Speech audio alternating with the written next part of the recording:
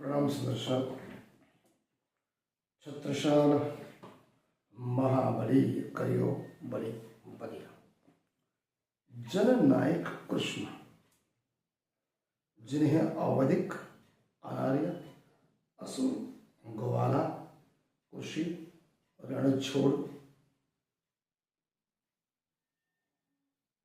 और न जाने क्या कहा गया है। उस जमाने में 5000 साल का इतिहास। कृष्ण योगीराज थे, महापुरुष थे, जननायक थे, क्रांतिकारी, मूल निवासी थे। वो अकेले वो थे जिनके बदौलत कृषि, पालन, गोपालक व्यवसाय चला। हिंदुस्तान के सभी मानवीय कृषि में आगे आए। उनके बड़े भाई बलभद्र ने हल की शोध की। तब से बैलगाड़ी, गोपालक का व्यवसाय चला।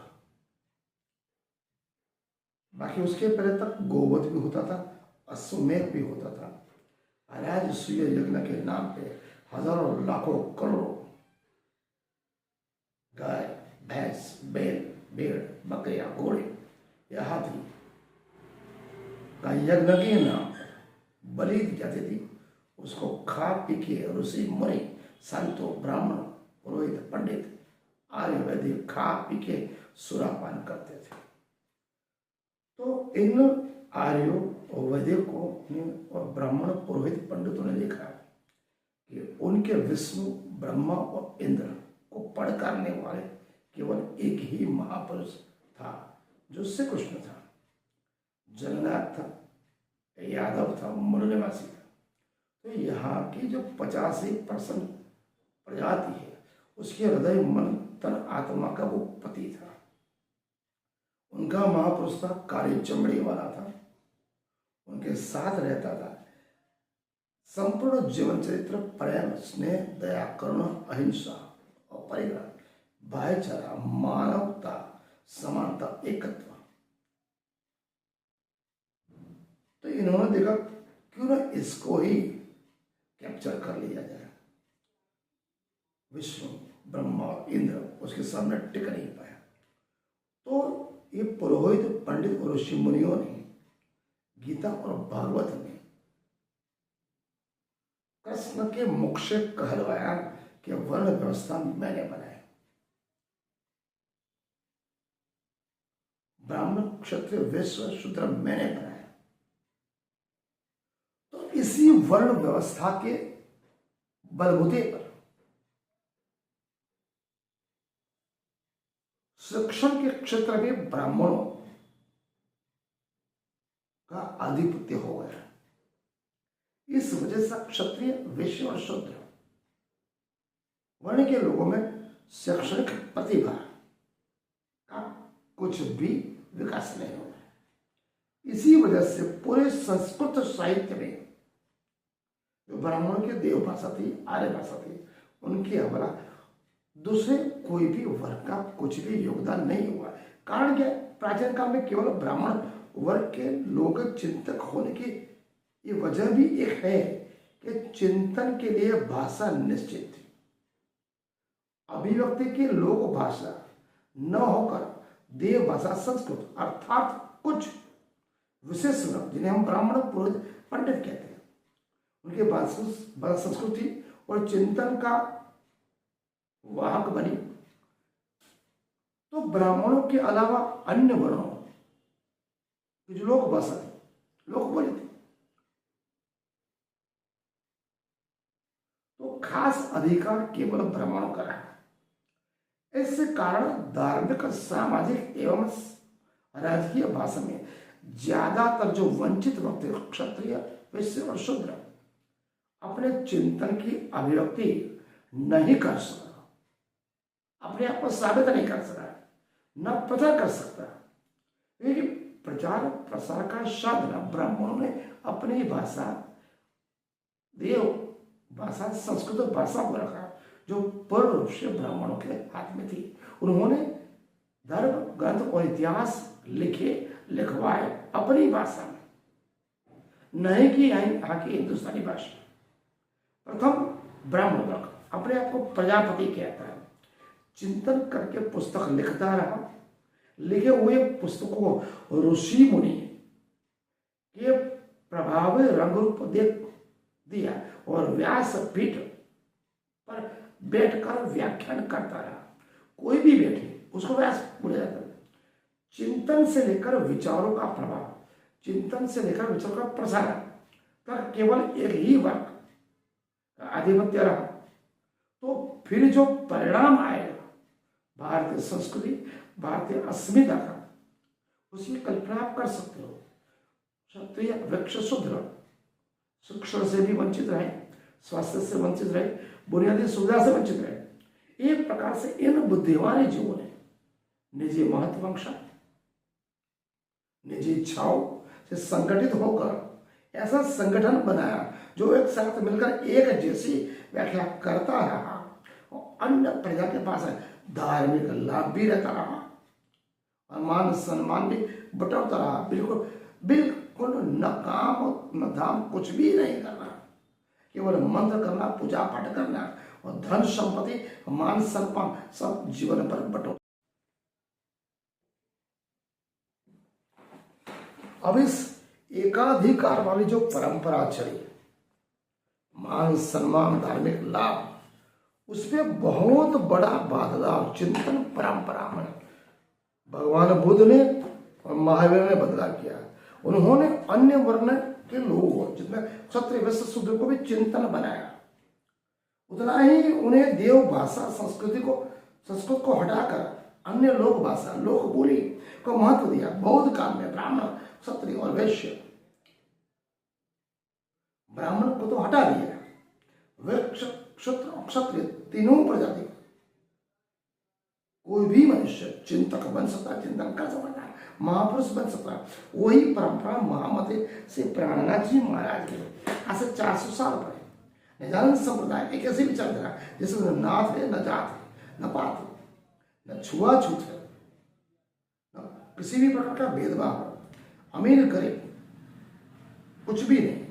इसलिए महामते श्री प्राणनाथ जी महाराज कहते हैं, सब जात मली एक ठोर, सब जात मली एक ठोर, एक खान एक पान और एक गान, सेवा पूजा पद्धति अर्चना सब कुछ एक ही प्रकार का, जहां पर सब साथ मिलकर एक साथ मिलकर खाए पिए और प्रभु की आराधना करें। यहाँ पर कर्मकांड नहीं, आडंबर नहीं, कोई अंधश्रद्धा नहीं, कोई कोरी बात नहीं, केवल एको ब्रह्म द्वितीय से एक ही परमात्मा श्री कृष्ण की सेवा पूजा अर्चना करना। श्री कृष्ण ने जो प्रेम स्नेह दया करुणा अहिंसा दिखाई, वही इस धर्म में, इस संप्रदाय में, इसलिए बुद्ध और महावीर गुरु ग्रंथ साहिब, गुरु नानक देव जी एवं महामते श्री प्राणनाथ जी महाराज ने जो लौ जलाई, क्षत्रिय वैश्य शूद्र कोई भी चिंतक बन सकता है, कोई भी महापुरुष बन सकता है, कोई भी धर्म ज्ञानी बन सकता है, कोई भी ज्ञान का प्रचार कर सकता है। ये केवल और केवल 4, जहां पर देव भाषा संस्कृति को हटाकर महामते श्री प्राणनाथ जी में, मुझे तो मेरी हिंदुस्तानी भाषा बड़ी, हिंदुस्तानी भाषा में आज से 400 साल पहले सब कुछ किया। इसमें हिंदी भाषा भी है, गुजराती है, फारसी है, उर्दू है, पंजाबी है, सिंधी लोग बोले, बुंदेलखंडी, क्योंकि उनको पता था संस्कृत बहुत कम 10% लोग भी नहीं जानते। संस्कृत का मतलब होता है संशयकृत है, जिस भाषा में संशय पैदा हो, शंका पैदा हो, उसे संस्कृत बोलते हैं। आगे हम बात करेंगे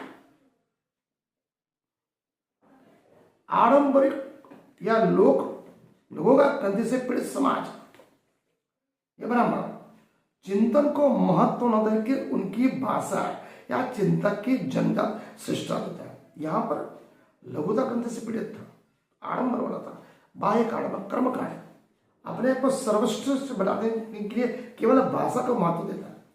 हमारा यहाँ इस वजह से सामान्य कक्षा के चिंतन को किसी भी प्रकार का प्रचार प्रसार का ज्ञान का उनको कोई मौका नहीं मिला। दूसरा, उन्होंने किया ऋषि मुनियों के नाम पर, देवी देवता के नाम पर, अवतारवाद के नाम पर संपूर्ण चिंतन का प्रचार का प्रसार का, अभ्यास का, लिखने का, पढ़ने का, लिखाने का और कर्मकांड करने का संपूर्ण एकाधिकार ब्राह्मण, पुरोहित, पंडित ने अपने पास रखा। इसी लघुता से बने उन्होंने मन में पता था कि उनकी बात कौन सुनेगा, उनकी बात को कौन समझेगा। तो उन्होंने क्या किया, बोलने की भाषा अवतार पे ऋषि मुनि आचार्य के मुख में रख दिया। अब मेरी बात न मानकर, अगर लोग नहीं मानेंगे, क्या बोले, आप मेरी बात न मानो, तो बात किसकी हो जाएगी, वशिष्ठ की हो जाएगी, वेदव्यास की हो जाएगी, राम की हो जाएगी, कृष्ण की हो जाएगी। मतलब वेदव्यास, वशिष्ठ, राम और कृष्ण से उन्होंने करवाया, ताकि लोग आज भी इस बात पर लगड़ते झगड़ते नहीं। क्योंकि अगर लड़ेंगे झगड़ेंगे तो क्या कहेंगे, भाई ये राम ने बोला, ये कृष्ण ने बोला, ये वेदव्यास ने बोला, उसने बोला, नहीं कि हमने नहीं बोला। मतलब कह लिखा खुद ने, लिखवाए खुद ने, कही कुछ नहीं। उसमें धार्मिक परंपरा, पंथ और संप्रदाय में सभी कपोल कल्पित बातें लिखने वाले ब्राह्मण, पुरोहित, पंडित और आर्य हैं। लिखने वाले वो है, लेकिन कहलवाए किसके नाम से, वेदव्यास, वशिष्ठ और राम और कृष्ण। अगर झगड़ने की बात है तो क्या बोलेंगे, क्या वह झूठ है, उनको कौन समझाए कि ये इन्होंने लिखा। क्या बोलेंगे, भाई राम गलत बोलेंगे रामायण में, कृष्ण भागवत में गलत बोलेंगे, वेदव्यास महाभारत में गलत बोलेंगे, पुराण वेद शस्त्र संहिता में मनोभगवान मनुस्मृति में गलत बोलेंगे। मतलब ऋषि मुनियों, अवतारों, देवी देवताओं को उन्होंने उपयोग किया, कपोल कल्पनित बातें, अपनी ही बातें उन्होंने ऋषि मुनियों, देवियों, अवतार के नाम से करवाई। इन सभी ग्रंथों में राम और कृष्ण नहीं बोलते। इसलिए मैं कहता हूं आपको समझना पड़ेगा, मनन चिंतन करना पड़ेगा। राम नहीं बोलते, नहीं कृष्ण बोलते, न वेदव्यास पर, नहीं मनु बोलते। बोलने वाले, लिखने वाले ब्राह्मण, पुरोहित, पंडित है, अपनी बात को आपसे मनवा रहे हैं। अगर आप पूछो क्या बोलेंगे, हमने थोड़ा लिखा, ये तो राम बोल रहे हैं, कृष्ण बोल रहे हैं। ये लघुता ग्रंथ से पीड़ित है, सामाजिक तौर पर दिमाग के पागल है, अपनी बात को मनवाने के लिए दूसरों का काल्पनिक बातों का सहारा लेते हैं। अभी तो उनके माध्यम से लेखक स्वयं बोलता है, लेखक वह नहीं जिसके नाम रावण नाम से प्रसिद्ध है, गीता कृष्ण के नाम से प्रसिद्ध है, महाभारत वेदव्यास। न राम ने बोला, न कृष्ण ने बोला, न वेदव्यास ने, न वशिष्ठ ने बोला। उनको तो खुद को पता नहीं कि हमारे नाम का क्यों उपयोग किया। इसलिए आप मनन करो और चिंतन करो और समझने की कोशिश करो इनके अक्षर यंत्र को, इनकी नजी महत्वाकांक्षा को, इनके गुलामी मानक, इनके पागलपन को। आज का अध्याय मैं यहाँ पूर्ण करता हूँ। मनन करें और चिंतन करें, हर चीज को, उसको भी पढ़ो, हिंदी पढ़ो, इंग्लिश भी पढ़ो, सभी धर्म ग्रंथ को पढ़ो। कोई मंत्र तंत्र आपका बुरा नहीं करने वाला।